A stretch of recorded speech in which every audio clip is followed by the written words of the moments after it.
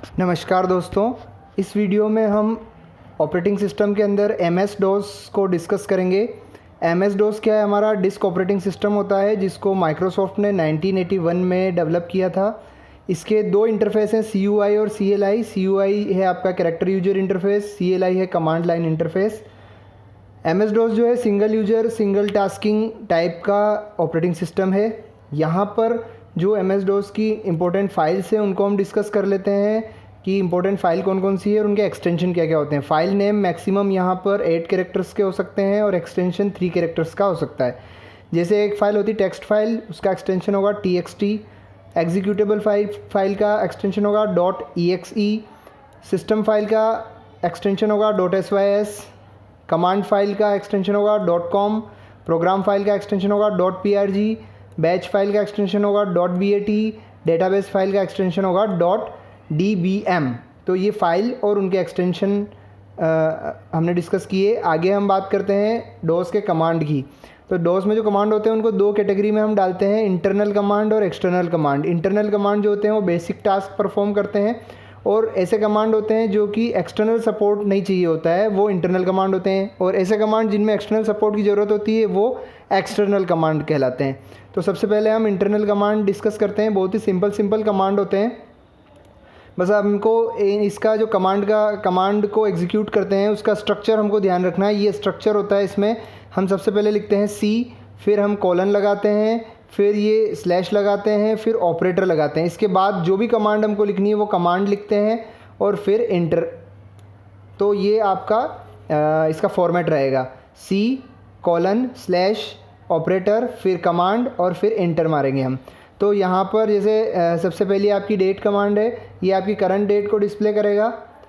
Time command है, ये current time को डिस्प्ले करेगा। ये यहाँ हमने गलत लिख दिया है, डेट नहीं है, टाइम है, TIME टाइम, ठीक है। टाइम करंट टाइम को डिस्प्ले करेगा। आगे हम चलें, अगली है कॉपी कंसोल या कॉपी कॉन कमांड से हम नई फाइल क्रिएट करते हैं। फाइल क्रिएट होने के बाद टेक्स्ट लिखते हैं, फिर F6 से हम इसको सेव करते हैं। टाइप कमांड जो है ये फाइल के कंटेंट को शो करने का काम आती है। जैसे हमने लिखा टाइप फाइल नेम, तो इस फाइल के कंटेंट को डिस्प्ले करेगी। एक कमांड होती है आपकी CLS command. CLS command clear screen command है जो कि स्क्रीन को क्लियर करने के काम आती है। अगली कमांड है आपकी REN है रीनेम कमांड। किसी भी फाइल को रीनेम करना हो तो जैसे यहाँ पे हमने रीनेम कमांड दी, फिर ओल्ड नेम लिखा, न्यू नेम लिखा तो नया नेम आ जाएगा। DIR कमांड जो होता है, इससे हम जो करंट डायरेक्टरी में जिसमें अभी हम हैं उसकी फाइल्स और डायरेक्टरी की लिस्ट को हम डिस्प्ले करा सकते हैं। इसके बाद डिलीट और इरेज़, ये दो कमांड होती है। दोनों ही कमांड फाइल को डिलीट करने के काम आती है। डिलीट कमांड से तो हम सिंगल फाइल को डिलीट कर सकते हैं और इरेज फाइल से हम मल्टीपल फाइल को डिलीट कर सकते हैं। फिर कॉपी कमांड होती है जिसमें एक फाइल के कंटेंट को दूसरी फाइल में कॉपी कर सकते हैं। इसमें सिंपल कमांड दी, जैसे हमने ये C colon slash operator copy, फिर दोनों फाइल का नाम लिख देना है। इसके आगे जो कमांड होती है वो है आपकी make directory command. Make directory command को दो तरीके से आप लिख सकते हैं, या तो MD लिखें या MKDIR लिखें, एक ही बात है। जैसे हमने ये कमांड दी MD डायरेक्टरी नेम या MKDIR डायरेक्टरी नेम, इससे नई डायरेक्टरी क्रिएट हो जाएगी आपकी। अगली कमांड है CD या CHDIR, दो तरीके से लिख सकते हैं। इससे change directory and directory change कर सकते हैं। जैसे हमने लिखा CD डायरेक्टरी नेम, अभी हम करंट जिस डायरेक्टरी में है, नई डायरेक्टरी में हमको जाना है तो उस डायरेक्टरी का नाम यहाँ लिख देंगे। डायरेक्टरी मतलब फोल्डर, ठीक है। अब अगली कमांड होती है CD डबल डॉट कमांड जो है जो करंट डायरेक्टरी से हमको बाहर निकालेगी। CD/ सभी डायरेक्टरी से बाहर आ जाएगी, यानी कि जितनी भी सब डायरेक्टरीज है डायरेक्टरी की, सभी डायरेक्टरी से ये हम बाहर आ जाएंगे इससे। ये सारी इंटरनल कमांड जो है command.com में होती है, ये चीज़ हमको यहाँ ध्यान रखनी है। तो ये सारी इंटरनल कमांड हो गई। आगे हम बात करते हैं एक्सटर्नल कमांड की। एक्सटर्नल कमांड में सबसे पहली कमांड है Xcopy कमांड जो है ये क्या करती है, आपको जो सोर्स फाइल है उसकी डायरेक्टरी स्ट्रक्चर को कॉपी करती है।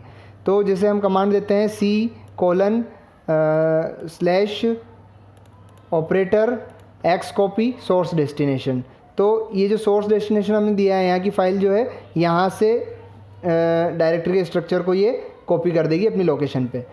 अगला कमांड है इसमें डिस्क कॉपी में किसी एक डिस्क से, एक फ्लॉपी डिस्क से दूसरी फ्लॉपी डिस्क में अगर हमको कंटेंट को कॉपी करना है तो इस तरीके से देना है, disk copy A colon B colon, तो ए से बी में कॉपी हो जाएगा।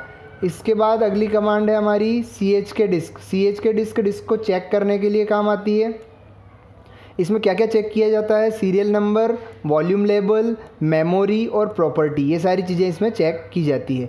अगली कमांड है बैकअप कमांड। इसमें जो सोर्स डेस्टिनेशन है वहाँ से हम बैकअप ले सकते हैं, किसी भी डिस्क का बैकअप ले सकते हैं। और रीस्टोर कमांड से जो बैकअप हमने लिया है उस बैकअप से फाइल को रीस्टोर कर सकते हैं।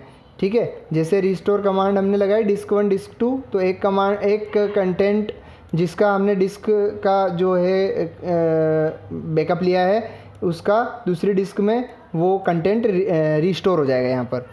अगली जो कमांड है वो है ATTRIB। ATTRIB कमांड जो है ये फाइल के एट्रीब्यूट को चेंज करने के लिए काम आती है। फाइल के एट्रीब्यूट को चेंज करना, यानी कि एट्रीब्यूट कौन कौन से होते हैं यहाँ पर एट्रीब्यूट होते हैं जैसे read only, archive, system file और हिडन फाइल। रीड ओनली के लिए R, आर्चीव के लिए A, सिस्टम फाइल के लिए S और हिडन फाइल के लिए H। तो जिस तरीके की फाइल को जिस तरीके के एट्रीब्यूट में हमको डालना है, जिस तरीके का बनाना है, वो एट्रीब्यूट हमको काम में लेना है। जैसे +R फाइल 1 लिखा है तो फाइल को रीड ओनली बना देगा, और -R लिखेंगे तो रीड ओनली की परमिशन को हटा देगा। ठीक है, तो ये ATTRIB कमांड हो गया। ये सारे आपके एक्सटर्नल कमांड हो गए। अब हम बात करते हैं डॉस के कुछ सिस्टम फाइल्स होती है, तो 3 सिस्टम फाइल्स को हम यहाँ डिस्कस करेंगे। सबसे पहली है command.com।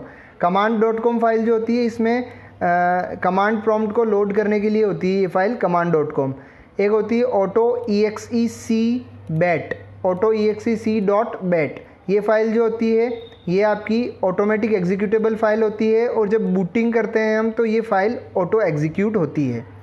अगली फाइल है config.sys। इसमें सिस्टम की सारी सेटिंग होती है। तो ये सारा हमने जो MS DOS हैं उसकी इम्पोर्टेंट कमांड्स और इसकी सिस्टम फाइल्स के बारे में हमने डिस्कस किया।